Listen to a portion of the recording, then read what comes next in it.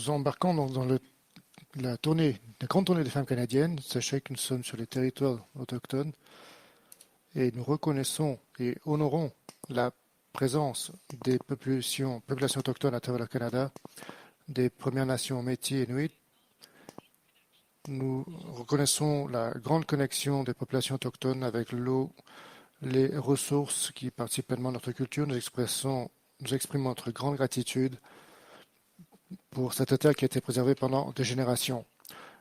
Nous reconnaissons le caractère traditionnel de ces populations et nous voulons en apprendre davantage des populations autochtones de ces régions, sur leur histoire, sur leur relation à la terre qui nous permet de nous reconnecter et contribue. Nous pouvons ainsi contribuer également à la résiliation. Bonjour, bienvenue à tous à notre prochain arrêt de la saison 3 de la Grande Tournée des Femmes canadiennes. Nous sommes très heureux de voir tout le monde se joindre à nous aujourd'hui de partout au Canada. Je m'appelle Mercedes Unwin, Agriculture Anglaise Canada, et je serai votre animatrice pour aujourd'hui. Avant de commencer, nous souhaitons simplement faire quelques petits rappels. Pour celles et ceux qui souhaitent suivre en français, veuillez utiliser le lien Interprefy fourni dans la fenêtre de clavardage pour accéder au service d'interprétation et de sous-titrage fourni pour cet événement. Nous demandons à tout le monde d'être conscient qu'il s'agit d'un événement éducatif, donc toute conduite inappropriée se produisant dans le clavardage, comme les spams et les commentaires inappropriés, ne seront pas tolérés. Tout au long de la visite, nous vous invitons à poser vos questions dans le chat et dans le clavardage donc pour obtenir le plus de réponses possible. Le mot mystère de vos cahiers d'activité pour élèves apparaîtra à la fin de cet épisode, alors restez dans les parages pour le voir. Et enfin, nous aimerions savoir d'où tout le monde nous écoute, donc veuillez commenter dans le clavardage où se trouve votre école et où vous vous situez. Maintenant, accueillons notre prochaine invitée, Alicia, qui est membre fondatrice de Contotech, localisée en Colombie-Britannique. Bonjour tout le monde. Je suis ici en direct de Contotech. Nous sommes une entreprise de ferme hydroponique en Colombie-Britannique. Je vois, il y a Jennifer de la Saskatchewan. Nous avons un département également à la Saskatchewan. Non, très bien, merci beaucoup Alicia de nous avoir retrouvés aujourd'hui. Alors avant de commencer, parle-nous un petit peu de toi. Alors moi j'ai commencé Contotech il y a 10 ans environ, lorsque j'étais encore étudiante à l'université en Alberta, à Lethbridge. Donc j'ai commencé à créer ma ma ferme de production dans mon patio, un petit patio chez moi, dans mon arrière-cour. Alors il faisait un petit peu froid en hiver bien sûr, mais je ne voulais pas voir mes plantes geler et mourir, donc j'ai fait la recherche pour les maintenir en vie et voir tout ce que je pouvais faire pour les conserver en vie, donc à l'intérieur de chez moi. Et à partir de là, c'est ainsi que Contotech s'est créé petit à petit. Très bien, fantastique. Donc c'est un petit rêve finalement qui s'est transformé en grande réalité. Donc merci beaucoup d'avoir échangé sur ce sujet-là. Nous allons donc commencer cette visite fantastique maintenant dans cette ferme. Donc je te laisse la parole, le micro, et on se retrouve un petit peu plus tard. Parfait. Alors je vais juste changer ma caméra. Voilà, donc vous pouvez voir maintenant où je me situe. Donc voici ici l'entrée de ma ferme. Donc ici, en fait, c'est là où à la fin, donc nous distribuons notre production au restaurant et à nos clients. Et s'il y a des restes, donc à la fin de la journée, eh bien nous les disposons ici pour que les particuliers puissent venir les acheter. Donc la première chose que je fais lorsque j'arrive ici à ma ferme, je me lave les mains. Ça, c'est une partie très importante. Donc je l'ai déjà fait, j'ai déjà mes gants. Mais ce que l'on veut, c'est être certain que nous n'ayons aucun germe pathogène sur les mains avant d'entrer, puisque les germes, les bactéries les microbes peuvent se transmettre donc de nos mains jusqu'aux plantes qui sont ici à l'intérieur. Donc voici ici un petit peu toutes les plantes de futures épiceries. Donc ici, nous voyons l'espace, ici la salle à l'intérieur donc de notre entrepôt. Il est complètement isolé pour empêcher tout pathogène de rentrer et d'endommager donc les plantations et les cultures. Il y a un petit air qui circule. Donc ça a l'air très high-tech, mais c'est quelque chose de très simple finalement. Ici, en fait, nous avons conçu tout ce que vous voyez ici nous-mêmes. Donc non seulement notre ferme, mais également tous nos équipements.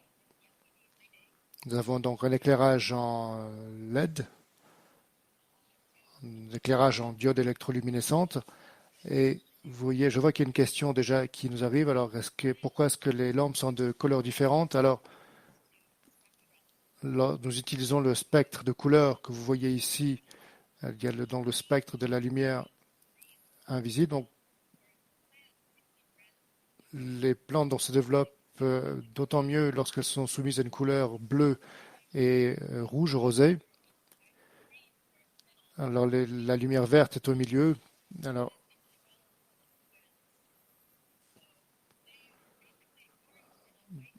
donc la couleur blanche est quasiment ignorée et on leur donne uniquement les couleurs auxquelles elles réagissent, qui est donc principalement la couleur verte, donc qui est reflétée ici, vous voyez, où elles peuvent donc absorber lorsqu'elles sont exposées à la lumière bleue et rouge. Donc vous pouvez voir ici que nous avons conçu notre système d'éclairage qui constitue l'ensemble du spectre chromatique de la lumière. Et pour contrôler tout cela, nous avons ici un système de contrôle, un boîtier électronique ici qui nous permet de sélectionner le type de couleur. Ici, par exemple, sur chaque niveau, ici nous avons la lumière verte, mais nous avons également une gamme de plantes. Vous pouvez voir ici, nous avons des tout petits plants qui viennent à peine de naître, à peine de pousser, qui commencent à pousser à peine. Elles ont commencé hier à sortir de terre. Donc nous les conservons ici à ce niveau de luminosité pour pouvoir par la suite les transférer à un niveau supérieur et les exposer à un autre type de lumière.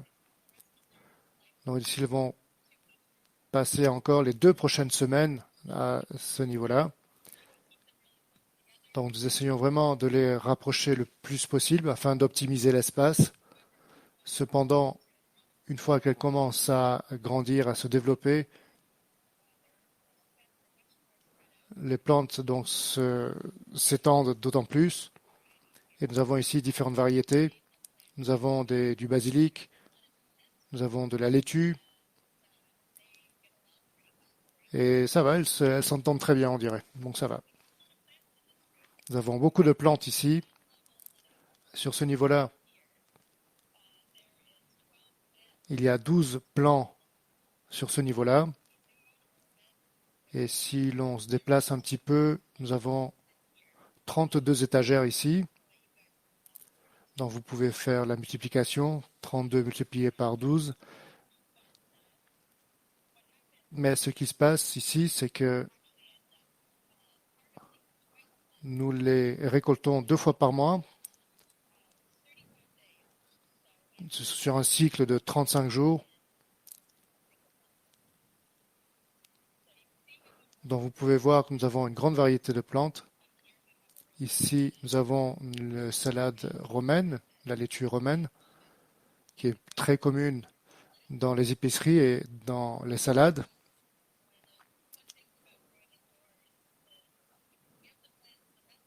Le fait de les cultiver à l'intérieur, vous pouvez absolument le contrôler et leur donner exactement ce dont elles ont besoin et leur garantir une luminosité équivalente à celle du soleil tous les jours. Donc elles ont exactement tout ce dont elles ont besoin tous les jours. C'est une culture constante qui leur permet de se développer correctement. Alors, bien sûr, ça prend de l'électricité pour pouvoir alimenter en lumière toutes ces plantes, puisqu'il n'y a pas donc de soleil naturel qui rentre ici. Alors, c'est une autre raison pour laquelle il est important d'avoir tout ce spectre de couleurs pour leur donner un mélange de lumière verte, blanche, bleue et rouge. Donc ce système, c'est un système donc hydroponique où nous les alimentons avec une solution d'eau et de nutriments. Cela remplit donc ici les plateaux, ça permet de les hydrater en permanence et cela évite également d'avoir des insectes ou des agents pathogènes qui pourraient apporter des maladies. Donc voici ici la luminosité, un autre système qui nous permet également de doser tous les nutriments et de tuer également l'ensemble des petits insectes qui pourraient rentrer. Les plantes absorbent l'eau et les nutriments.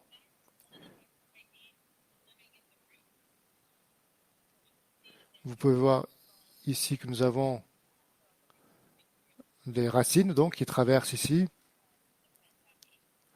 Et nous essayons donc de rendre les plantes les plus heureuses possibles.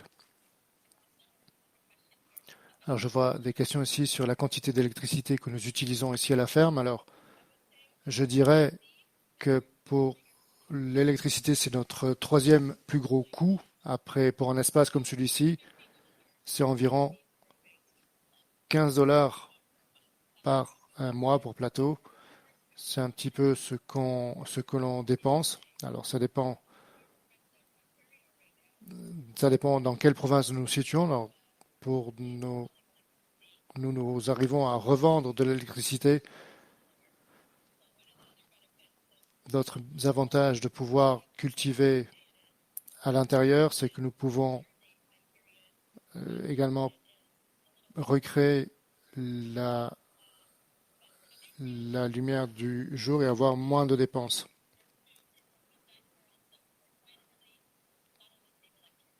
Nous essayons d'utiliser le moins d'électricité possible. Nous utilisons surtout de l'eau pour donner et alimenter les plantes et leur fournir l'ensemble des nutriments qui sont présents donc ici dans ces conteneurs. On leur donne donc tout ce dont elles ont besoin et à la fin donc il reste assez peu d'éléments. Donc sur cette ferme, nous développons 5 variétés de plantes. Nous pourrions en cultiver davantage. La raison pour laquelle nous nous concentrons sur ces plantes-là, c'est qu'elles ont un processus de croissance assez rapide. Donc, comme je le disais, l'électricité peut coûter un petit peu cher dans certaines provinces ou certaines villes. Mais si vous cultivez des plantes qui poussent rapidement, eh bien, vous optimisez l'ensemble des coûts.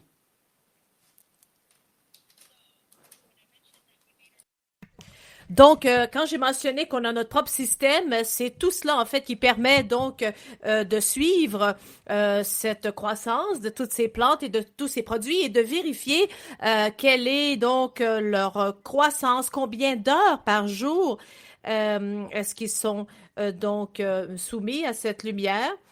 Et donc, quand on met ici nos recettes finalement de croissance, eh bien, ça va contrôler donc l'illumination. Donc, au début du cycle de croissance, ils n'ont pas besoin d'autant de lumière. Ils sont encore petits, ces petites pousses, et peuvent profiter au maximum de la lumière faible. Et au fur et à mesure où leur cycle de croissance évolue, eh bien, nous allons bien sûr ajuster l'intensité de la lumière, c'est-à-dire qu'on peut ajouter davantage de lumière, mettre une lumière plus forte. Et moi, je dirais que pour toutes les plantes ici, il y a quelqu'un qui a posé cette question. Quelle est la plante qui prend le plus de temps pour croître, pour pousser? Eh bien, je dirais c'est peut-être cette plante-ci. Il y a aussi, bien sûr, d'autres cultures qu'on peut avoir ici qui prennent encore plus de temps. On cultive des fraises, mais pas exactement ici, dans cette installation. Les fraises prennent plusieurs mois à pousser, donc il faut s'assurer que, en fait, là où vous cultivez les fraises, par exemple, eh bien que ça fait du sens de les cultiver. En fait, on ne cultive pas de légumes qui ont des racines parce que vous savez, on peut pas faire ça verticalement puisque ces légumes, eh bien, ont besoin de plus d'espace justement à cause de leurs racines. Alors, on va poser quelques questions. Est-ce que c'est possible? Alicia va revenir tout de suite après. Donc, on va prendre nos questions maintenant. Alors, la question qui nous vient donc de Caitlin. Sarah se demande justement, quelle est ta plante préférée? Ah, ben moi, c'est la laitue parce que je trouve que c'est une plante qui est super cute. Je trouve que c'est une belle plante qui a une belle forme. Ah, j'adore ça. C'est vraiment fantastique de voir combien d'espèces de laitue vous avez. Absolument. Prochaine question qui nous vient de Abby. Est-ce que vous cultivez aussi des fleurs? Ah non, nous ne cultivons pas de fleurs, pas en ce moment, mais on y réfléchit. Il y a certaines variétés de fleurs que nous aimerions justement cultiver chez nous. Et notre dernière question, avant donc la petite pause, me remue mes neiges. Qu'est-ce qui se passe lorsque vous avez une panne d'électricité? Bon, c'est sûr que c'est pas super, mais parce que les lumières vont finir par s'éteindre. Mais c'est important pour cela justement d'avoir en fait des solutions énergétiques de rechange. Donc, d'avoir, par exemple, dans le cas d'une panne d'électricité, eh bien, pendant 8 heures, de toute façon, les plantes vont pouvoir avoir tout de même un peu de bien. Et ensuite, bon, les plantes peuvent passer quelques heures sans lumière, ce n'est pas la fin du monde. En ce qui concerne l'eau, c'est un peu plus compliqué parce que euh, si on n'a pas suffisamment d'électricité ni suffisamment d'eau, eh bien à ce moment-là, ça peut être problématique pour la plante. C'est tellement intéressant que vous ayez dit ça parce que moi, j'étais en train de cultiver une plante succulente qui était devenue assez grande. Mais en fait, je me suis dit, qu'est-ce qui se passe? Elle grandissait, je lui donnais suffisamment d'eau, mais ce qui était le problème, c'est qu'elle manquait de lumière. Absolument, vous avez dit quelque chose de très important. Alors, on va revenir dans une minute. Soyez patients. Et donc, bon petit break à tous. On fait une petite pause remue-ménage. Ou creuse-ménage plutôt. Alors, est-ce que vous saviez que la ferme verticale de la taille de Rogers System à Vancouver pourrait permettre à 32 000, entre 32 000 à 76 000 personnes de consommer le rapport quotidien recommandé de légumes à feuilles? Ça équivaut à 2 tasses par jour.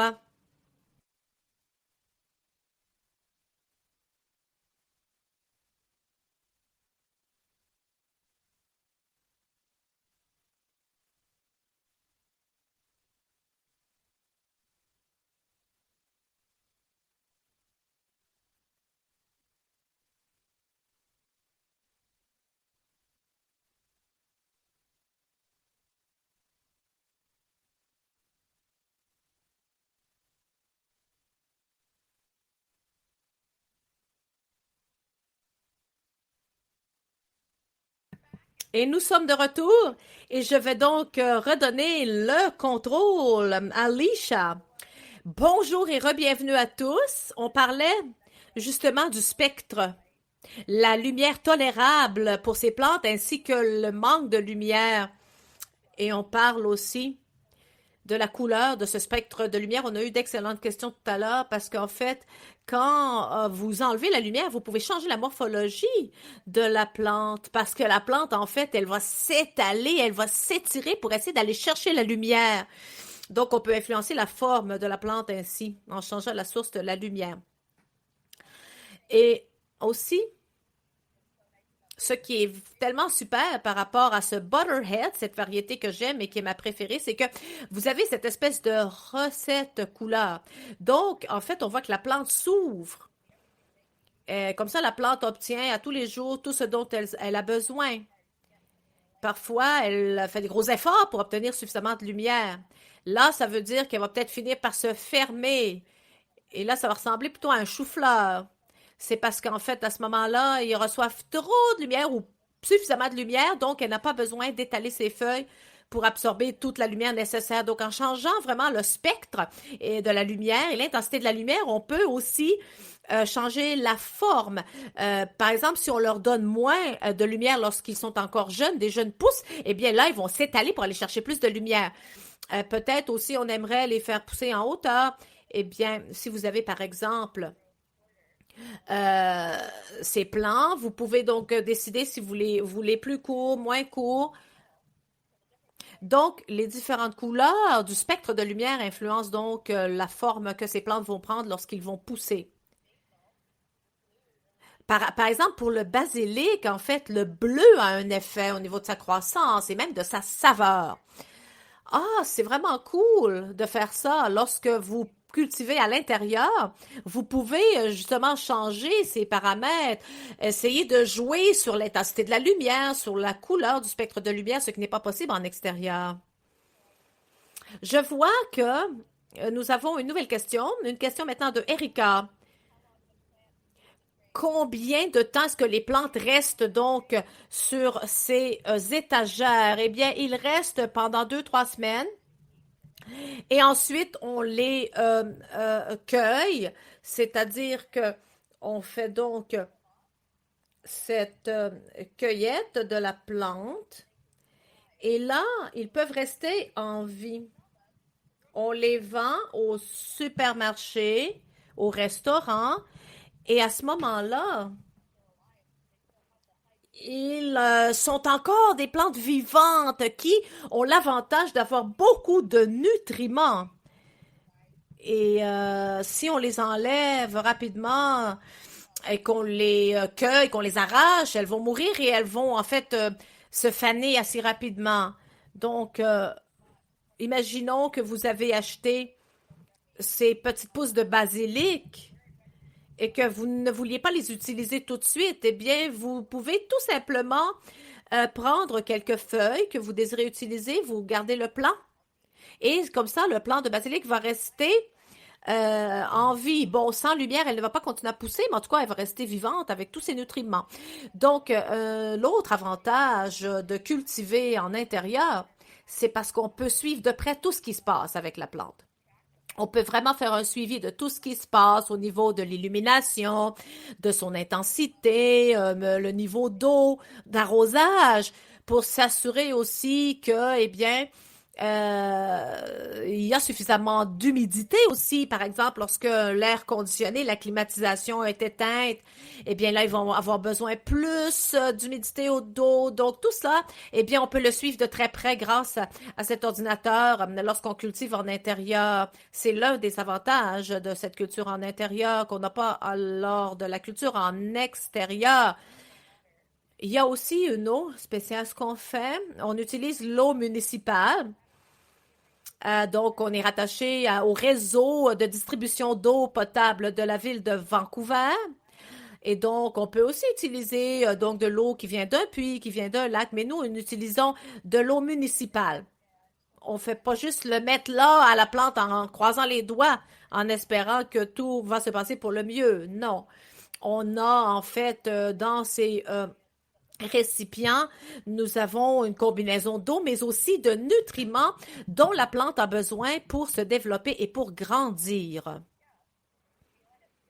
On voulait les séparer aussi. Tout ce qu'il y a ici, il peut y avoir des additifs, il peut y avoir, par exemple, des éléments dans l'eau municipale que les plantes n'aiment pas nécessairement. Donc ici, on peut ajuster ça aussi. Donc, en fait, voilà, toutes sortes de petits trucs, de petites choses le fun qu'on supervise.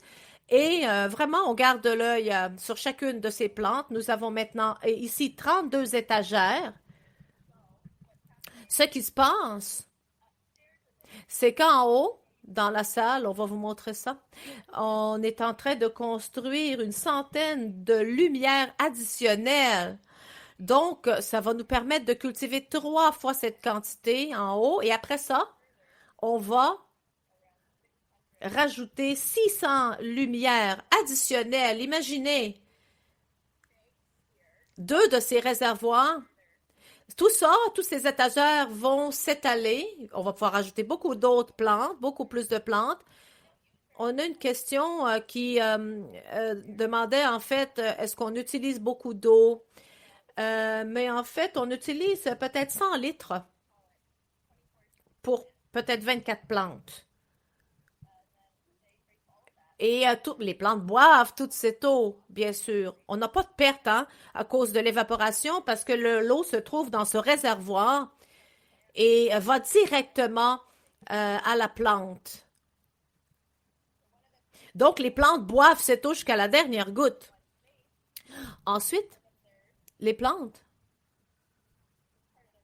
ça fait partie de leur processus d'expirer beaucoup d'oxygène. Et j'ai mentionné ça tout à l'heure avec la couleur de la lumière, ce spectre de lumière. Donc, au lieu d'expirer du CO2, eh bien, il faut le contraire de nous. Nous inspirons de l'oxygène et nous expirons du CO2. Pour les plantes, c'est le contraire. Ils inspirent du CO2 et ils expirent de l'oxygène. Et puisque nous sommes dans une petite salle ici, ça veut dire que, en fait, ces plantes, eh bien, ces plantes peuvent obtenir leur CO2 quand nous sommes dans cette salle qu'on parle entre nous et qu'on expire, eh bien, on leur donne du CO2 dont ils ont besoin justement. Quand j'expire du CO2, eh bien, ça leur permet à ces plantes, eh bien, de respirer. Donc, ce qui est très intéressant, c'est qu'on va ajouter des champignons. Ces champignons qui vont aussi expirer du CO2. Alors, quoi d'autre? Une autre question. Pourquoi est-ce que vous choisissez de planter à l'intérieur plutôt qu'à l'extérieur? Bon, à l'extérieur, il y a plus de risques. Par exemple, il peut y avoir une journée nuageuse.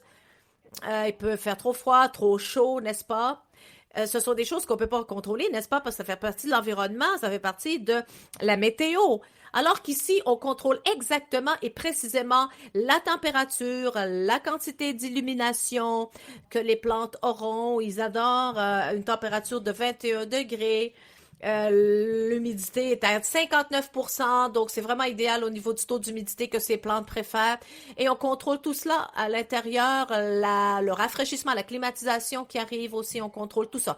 Quand on est en extérieur, eh bien là, c'est l'environnement qui contrôle tout ça. On ne peut pas faire grand-chose.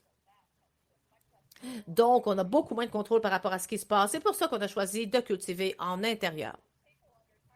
Ça va peut-être prendre un peu plus de temps à pousser. Peut-être ça prend 2-3 fois plus de temps à pousser quand on cultive en extérieur. Parce qu'ici, en intérieur, on leur donne tout ce dont ils ont besoin pour se développer au mieux.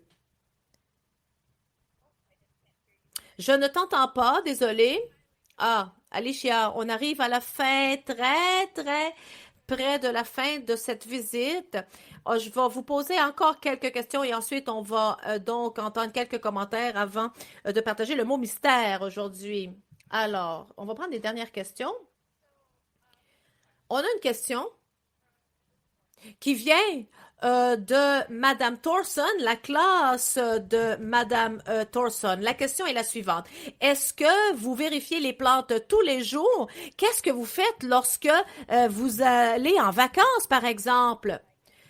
Oui, je peux, par exemple, superviser tout ce qui se passe ici dans la serre à partir de mon ordinateur à la maison. Je peux même être en vacances et jeter un petit coup d'œil et voir ce qui se passe dans la serre. Donc, le système se contrôle lui-même en quelque sorte. Les lumières s'allument automatiquement, l'humidité aussi s'ajuste. Donc, on n'est pas obligé d'être tout le temps là dans la serre.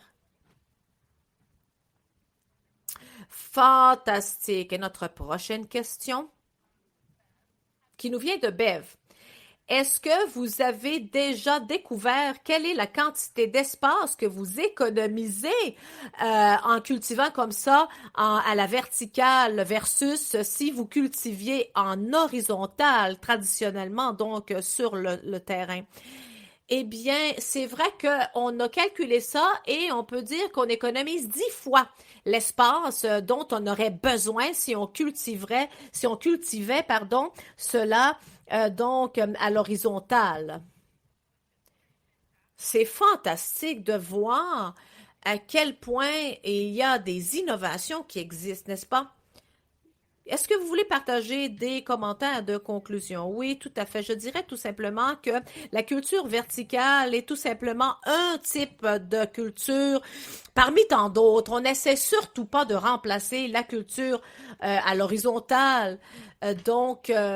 Tout cet espace, par exemple, devrait être, par exemple, supérieur à ce qu'on a si on voulait, par exemple, cultiver des fraises, par exemple. Donc, on peut pas tout cultiver en intérieur, ça c'est vrai.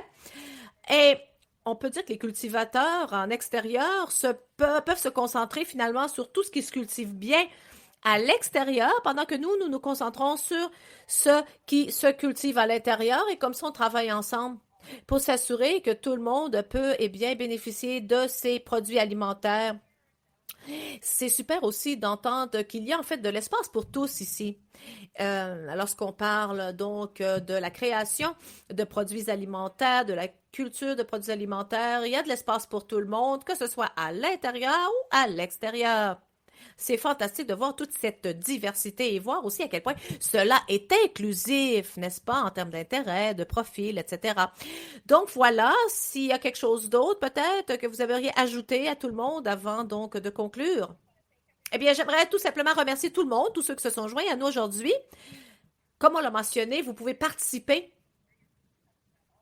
Et il y a toutes sortes de manières dont vous pouvez participer à ce projet. Et c'est intéressant de voir d'où viennent vos produits alimentaires. Il y a tellement de choses qu'on peut faire pour participer. Vous pouvez faire des dons aussi, vous pouvez faire des sandwichs. Donc, on est content de recevoir de la visite à tous les jours. C'est vrai. Ben, j'espère que tout le monde a réussi à apprendre quelque chose aujourd'hui. En tout cas, moi, c'est mon cas. Et avant de conclure cet épisode, merci de votre patience. Je vais maintenant partager le mot mystère aujourd'hui. Alors, le mot mystère d'aujourd'hui, c'est découvrir la. C'est le mot mystère d'aujourd'hui. Donc, merci à tous de vous être joints à nous à cet épisode de la grande tournée des fermes canadiennes. Et le prochain épisode aura lieu demain, le 18 avril à midi, heure de l'Est. On va aller dans une serre, en Nouvelle-Écosse, une serre qui va donc nous permettre de voir comment ils produisent leurs fleurs. Voilà, merci à tous et au revoir.